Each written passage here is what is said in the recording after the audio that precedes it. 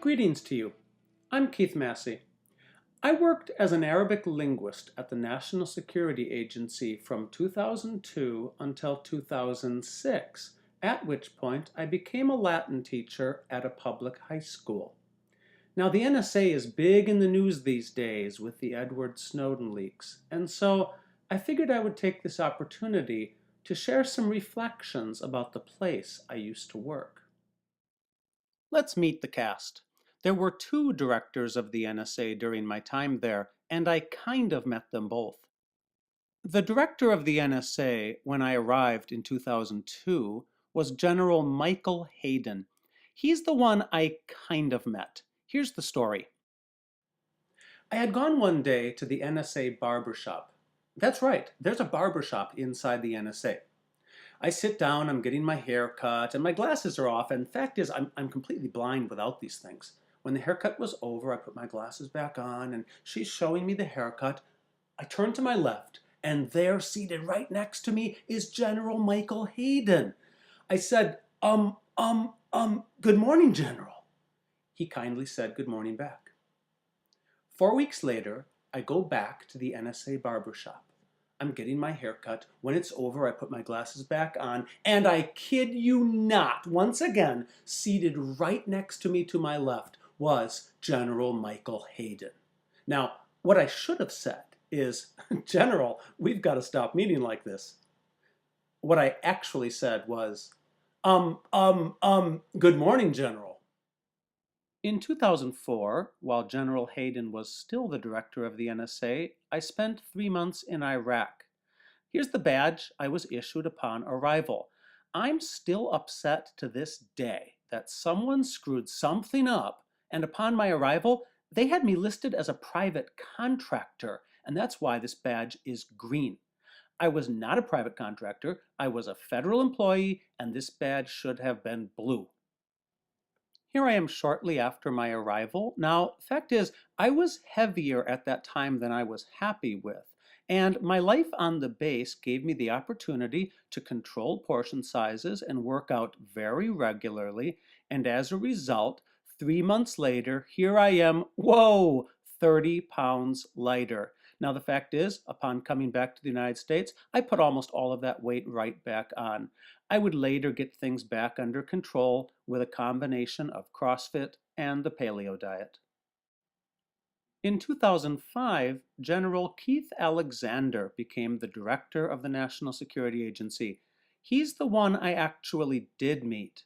Here's the story.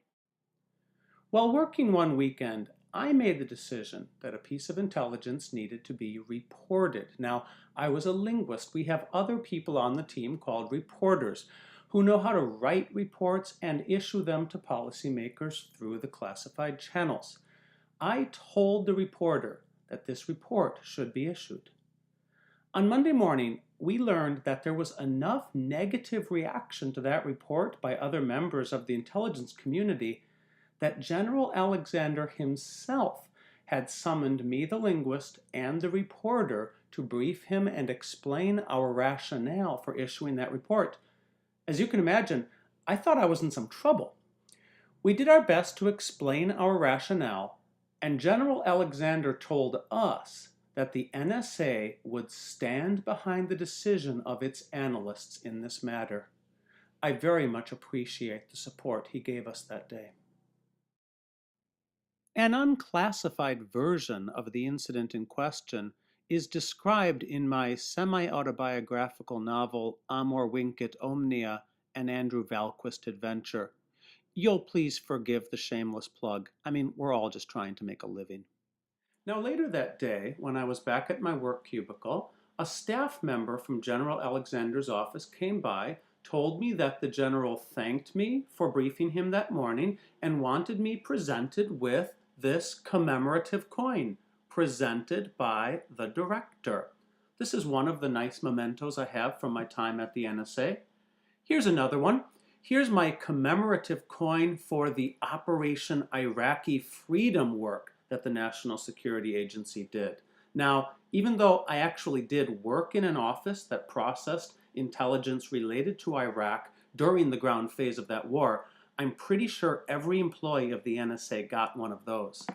Here are two things that not every employee of the NSA got. These are two trophies that were awarded to me commemorating the fact that I passed with honors two professional qualification exams for the Arabic language. I'm pretty proud of those. What I'm most proud of, however, is my Global War on Terrorism Civilian Service Medal, awarded to me for work that I did in Iraq in 2004. What's the best kept secret of the NSA? I don't think Edward Snowden even knew this because he worked at NSA Hawaii. The best kept secret of the NSA is that in the main cafeteria of Ops 2A, once a week they serve the world's best taco salad. Oh my God, it's so awesome. General Alexander, if by any chance you see this video, please invite me back to the NSA to do a book signing. I mean, I am the author of Intermediate Arabic for Dummies, and in addition to the novel I mentioned earlier, the spy thrillers A Place of Brightness and In Saecula Saeculorum. Okay, so you all had to hear another shameless plug. But, General Alexander, if you invite me back for this book signing, let's arrange this to be on Taco Salad Day. Oh my God, I would love that so much.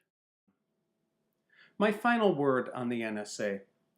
Before these Edward Snowden leaks, when people found out that I used to be an Arabic linguist at the NSA, the immediate question was always, did you ever catch a terrorist? The answer, yes, I did. Nowadays, I'm asked, did you ever spy on Americans? No, I didn't. And I don't believe that anyone at the NSA is doing that today either. Based on my experiences inside that agency, the men and women serving us at the National Security Agency maintain great respect for the privacy rights of American citizens as they do, within legal parameters, an important job protecting our security.